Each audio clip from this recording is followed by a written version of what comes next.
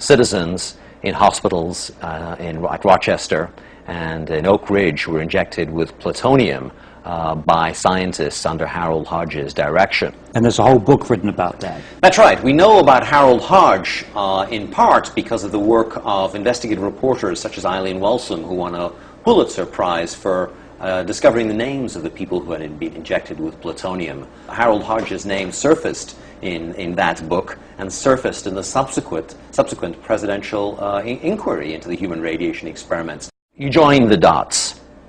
If Harold Hodge and the University of Rochester are injecting people with plutonium and uranium, and at the same time they are reassuring us about fluoride safety, what's the connection?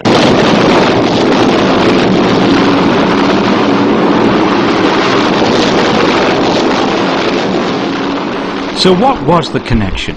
Harold Hodge was the chief toxicologist of the Manhattan Project, the group of scientists and engineers who developed the atomic bomb in World War II and the early years of the Cold War.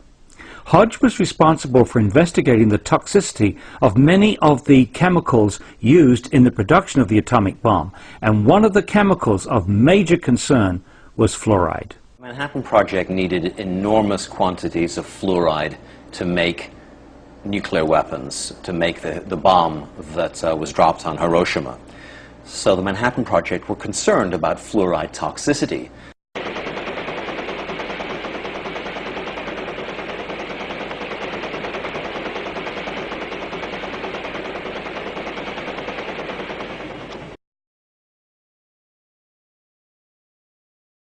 The documents that I uncovered with Joel Griffiths in the files of the Manhattan Project and the Atomic Energy Commission are very clear and very explicit. The toxicology department at the University of Rochester, which was under the direction of Harold Hodge, was asked to come up with medical information that could help the government in lawsuits in which the United States Army and the US government were being charged with fluoride pollution.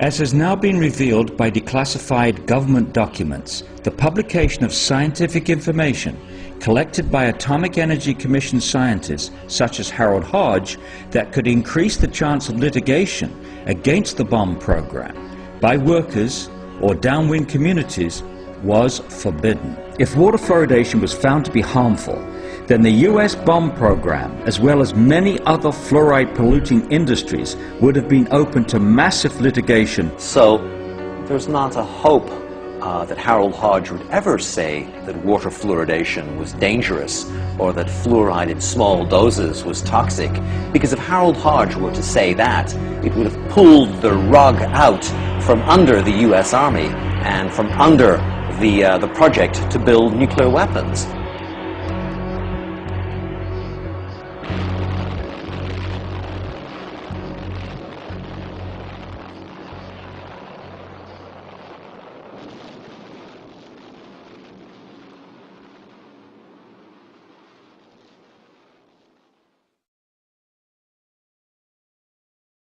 For people who know the history of medicine and science in this country, you know, the Kettering Laboratory was at one time one of the largest private laboratories dealing with issues of toxicity. It was a very well-funded laboratory, and its director, Robert Kehoe, was a very senior figure in the public health establishment. Today, we know Kehoe's name best for his career-long defense of the safety of adding lead to gasoline. Kehoe spent a professional lifetime from his pulpit at the Kettering Laboratory assuring the nation that lead added to gasoline was entirely safe. Of course, that's been thoroughly discredited. The toll of health injuries, of neurological injuries to children alone from adding lead to gasoline is almost incalculable, and you know, for that we really can thank Dr. Robert Kehoe. He soldiered on lead's behalf for his professional lifetime, and he did so being paid by the Ethyl Corporation, who were the makers of tetraethyl lead. The same job that Robert Kehoe did laundering lead's image on industry's behalf, he did for fluoride. Kehoe, along with Harold Hodge, was a leading defender of fluoride safety in the workplace, and he also was a leading promoter of water fluoridation. Robert Kehoe and the Kettering Institute, on behalf of industry and the National Institute of Dental Research, compiled an extensive bibliography of abstracts on fluoride's toxicity and the role of fluoride in public health.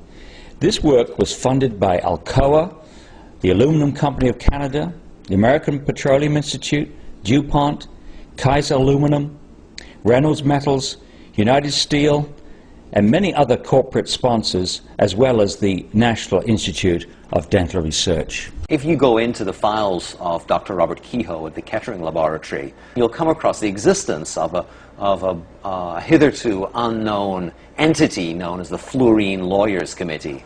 And Kehoe worked for the Fluorine Lawyers Committee at the University of Cincinnati, doing their bidding, providing ammunition to the Fluorine Lawyers Committee so that they could defend their corporate clients, Alcoa, DuPont, Monsanto, the U.S. Steel, against fluoride lawsuits.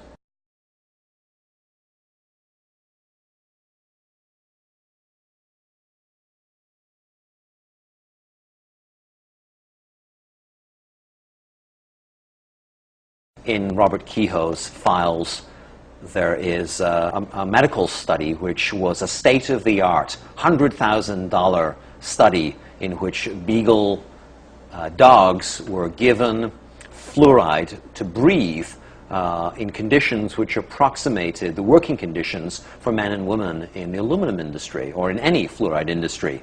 What happened to that beagle study? The Beagle study, Paul, found that fluoride was profoundly toxic to the laboratory animals. The beagle dogs who breathed fluoride 6 days a week, just like workers, had stupendous lung damage and damage to their lymph nodes.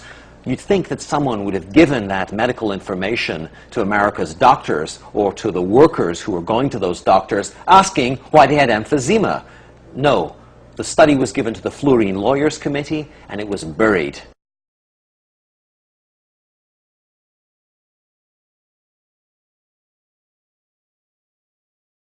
The book makes clear for the first time that the selling of fluoride to the American public was done by the best in the business, by the father of public relations, Edward Bernays. Edward Bernays is Sigmund Freud's nephew, and he was a Machiavellian genius, small in size, yet cast a towering shadow over the 20th century. Bernays understood that there was a liberal sentiment coursing through the 20th century, and that if you could hitch your commercial wagon to that star, then you could make your clients a lot of money. In 1916, Bernays had suffragettes march in the Easter parade in New York City holding cigarettes as torches of liberty.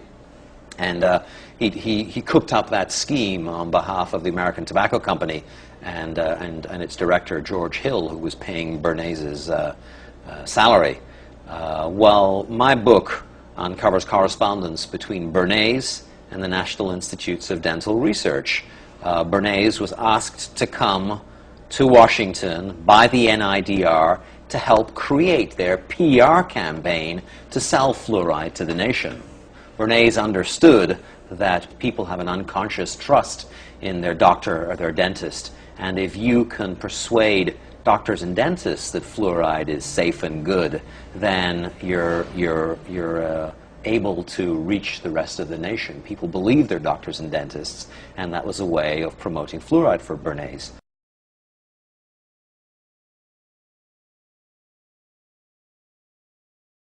Very few dentists are aware that the fluoride in public water supplies is not a pharmaceutical-grade product.